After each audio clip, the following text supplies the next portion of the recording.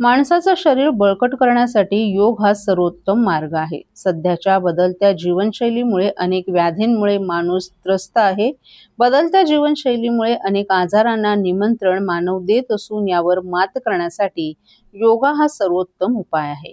21 जून हा जागतिक योग दिवस म्हणून साजरा करण्यात येत असतो. ठाण्यातील कळवा परिसरातील पारसिक नगर येथे नगरसेवक अभिजित पवार यांच्या माध्यमातून नागरिकांसोबत योग दिवस साजरा करण्यात आला.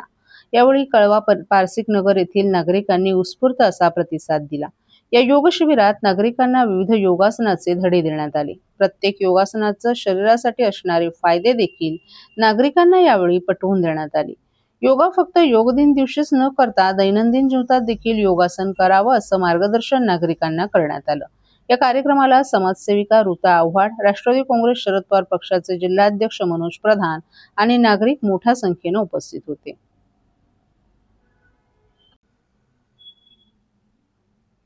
ठाण्यात 12वा आंतरराष्ट्रीय योग दिन उत्साहात साजरा. भारतीय संस्कृतीची 5,000 वर्षांची प्राचीन आणि अमूल्य देणगी असलेला आंतरराष्ट्रीय योग दिन काल ठाण्यात अत्यंत उत्साहात आणि भव्य स्वरूपात संपन्न झाला. महाराष्ट्र शासन आणि भारत सरकारच्या आयुष मंत्रालयाच्या निर्देशानुसार आयोजित करण्यात आलेल्या या 12व्या आंतरराष्ट्रीय योग दिनानिमित्त ठाणेकरांनी आरोग्याचा नवा संकल्प सोडत मोठ्या संख्येने उपस्थिती दर्शवली. व्यक्तीच्या शारीरिक, मानसिक आणि आध्यात्मिक विकासासाठी अत्यंत उपयुक्त असलेल्या दिनाचं औचित्य साधून संपूर्ण जिल्ह्यात विविध उपक्रम राबवण्यात आले. या योग दिनाचा मुख्य शासकीय कार्यक्रम ठाणे कोपरी येथील तालुका क्रीडा संकुलात सकाळी पार पडला. जिल्हाधिकारी डॉ. श्रीकृष्ण पांचाळ यांच्या मार्गदर्शनाखाली जिल्हा क्रीडा अधिकारी कार्यालयानं पतंजली योग समिती, प्रजापिता ब्रह्मकुमारी ईश्वरीय विश्वविद्यालय आणि इतर नामांकित योग संस्थांच्या सहकार्याने या भव्य योग शिबिराचं आयोजन करण्यात आलं होतं. या दिमागदार सोहळ्याला कोकण पदवीधर मतदारसंघाचे आमदार निरंजन डावखरे, ठाणे महानगरपालिकेचे उपमहापौर कृष्णा पाटील, जिल्हाधिकारी डॉ. श्रीकृष्ण पांचाळ आणि जिल्हा क्रीडा अधिकारी सुवर्णा बारटक्के या मान्यवरांसह अधिक मान्यवरही उपस्थित होते. या कार्यक्रमाची सुरुवात मान्यवरांच्या हस्ते दीपप्रज्वलनाने करण्यात आली. या कार्यक्रमादरम्यान श्रीमती रंजना तिवारी, पतंजली योग समिती तसंच विजय मढेकर, ठाणे स्कूल ऑफ योगा यांच्या मार्गदर्शनाखाली आयुष मंत्रालयानं निर्धारित केलेल्या कॉमन योगा प्रोटोकॉलनुसार विविध योगासनं, प्राणायाम आणि ध्यान सत्राचं प्रात्यक्षिक सादर करण्यात आलं. उपस्थित मान्यवरांनी योगाचं महत्त्व, निरोगी आणि तणावरहित जीवनशैलीसाठी नियमित योगा अभ्यासाची आवश्यकता तसंच शारीरिक आणि मानसिक आरोग्य संवर्धनामध्ये योगाचं योगदान याबाबत उपस्थितांना मार्गदर्शन केलं. यावेळी उपस्थित सर्व लोकप्रतिनिधी, प्रशासकीय अधिकारी आणि नागरिकांनी योग मार्गदर्शकांच्या सूचनेनुसार विविध योगासने, प्राणायाम आणि ध्यान साधनेचाही सराव केला. स्वतः आमदार डावखरे आणि जिल्हाधिकारी डॉ. पांचाळ यांनी सर्वसामान्य नागरिकांच्या सोबतीनं योगाभ्यास करत आरोग्याचा संदेश दिला. या मुख्य सोहळ्यासोबतच ठाणे जिल्ह्यातील विविध शाळा, महाविद्यालय, शैक्षणिक संस्था, शासकीय कार्यालय, औद्योगिक प्रतिष्ठाने, क्रीडा आणि युवक मंडळे तसंच सामाजिक संस्थांच्या वतीने मोठ्या प्रमाणात योग जनजागृती अभियानही राबवण्यात आलं. उपस्थितांनी नियमित योगा अभ्यास करण्याचा तसंच निरोगी आणि सुदृढ जीवनशैलीचा संदेश समाजामध्ये प्रसारित करण्याचा संकल्प केला. सर्व नागरिकांना आवाहन करण्यात येत आहे की सध्या डासांमार्फत पसरणाऱ्या डेंग्यू या आजाराचा प्रसार रोखण्यासाठी प्रत्येकाने पुढील प्रमाणे कार्यवाही करावी. डेंग्यू आजार एडिस इजिप्ती हा डास चावल्याने होतो. या डासांची पैदास साचलेल्या किंवा साचवलेल्या स्वच्छ पाण्यामध्ये होते. 8 दिवसांपेक्षा जास्त दिवस पाणी उघडे व साचून राहिल्यास त्यात डास अंडी घालतात. अंड्यांच्या अळ्या तयार होऊन पुढे डास तयार होतात. यासाठी आपल्या घरातील पाणीसाठे उदाहरणार्थ बॅरल्स, पिंपे, टाक्या, हौद, रांजणे इत्यादी दर आठवड्याला रिकामे करून घासून पुसून कोरडे करून पुन्हा भरावे. 1 दिवस कोरडा दिवस म्हणून पाळावा. पाणी साठ्यांना घट्ट झाकणे बसवावीत किंवा जुनी साडी, चादर, धोतर यांनी बांधून झाकून ठेवावीत, म्हणजे डास त्यात जाऊन अंडी घालणार नाहीत. घराच्या गच्चीवर, आजूबाजूला, अंगणात कोठेही पाणी साचू देऊ नये. भंगार सामान उघड्यावर टाकू नये. उदाहरणार्थ टायर्स, प्लास्टिक सामान, कुंड्या, टाकाऊ वस्तू इत्यादी. अशा सामानात पावसाचे पाणी साठून त्यात डेंग्यूच्या डासांची पैदास होते. घरातील कूलर्स, फ्रीजच्या पाठीमागील ट्रे हे देखील वेळोवेळी कोरडे करावेत. लक्षात ठेवा, नुसत्या फवारणीने डास घनता कमी होत नाही, तर त्यासाठी डास पैदास ठिकाणे नष्ट करणे ही आपल्या सर्वांची जबाबदारी आहे. कोणताही ताप अंगावर न काढता जवळच्या शासकीय रुग्णालयात मोफत औषधोपचार घ्या. अशा प्रकारे नागरिकांनी सहकार्य केल्यास डेंग्यूचा प्रसार रोखणे सहज शक्य आहे.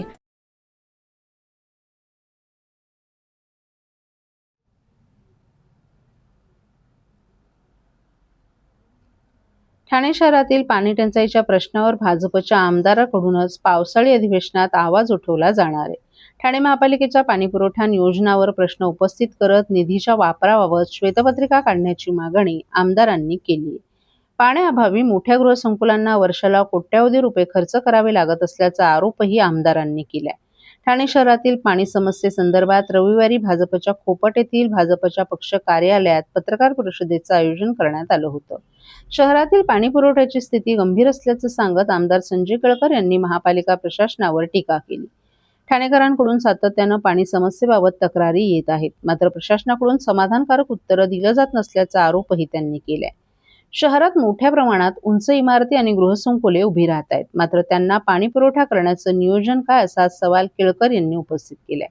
अनेक गृहसंकुलांना टँकरच्या माध्यमातून पाणी घ्यावं लागत असून काही मोठ्या गृहसंकुलांना वर्षाला 1.5 कोटी रुपयांपर्यंत खर्च करावा लागत असल्याचाही त्यांनी दावा केलाय. पाण्याची व्यवस्था करा, अन्यथा शहरातील नवीन बांधकामांना परवानगी देणे थांबवा, अशी मागणी केळकर यांनी केली. तसंच शहराला किती पाणी मिळतं, त्यातील किती पाणी वितरित होतं आणि किती गळती होते याचा हिशोब महापालिकेने द्यावा, अशीही त्यांनी मागणी केली.